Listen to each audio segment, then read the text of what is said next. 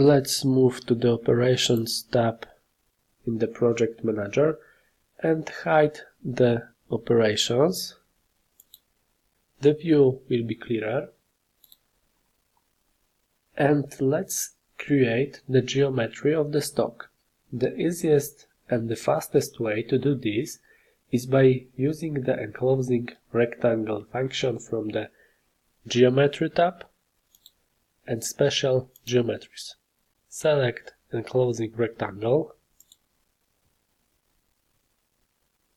Select the outer contour and accept the selection. Cancel the command. OK. This option will draw a rectangle surrounding all selected geometries. Now let's increase this rectangle by 2 mm per side so that there is a machining allowance everywhere. Let's use the offset function from the Edit tab.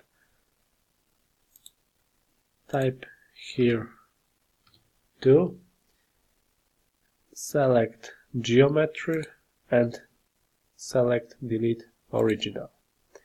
Click OK, select the rectangle and to enlarge it, left click outside the rectangle. OK, in this way we determine the offset direction. Click outside to enlarge this geometry. If we clicked inside the rectangle, we would get a smaller rectangle.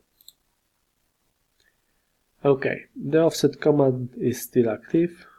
Let's right click to turn it off. Let's switch to the ISO view.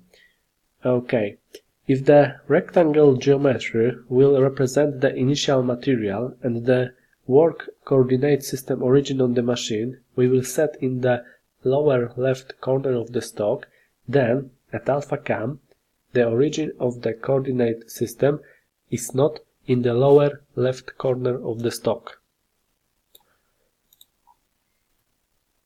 We need to move geometries so that the bottom left corner of the stock is at the beginning of the coordinate system.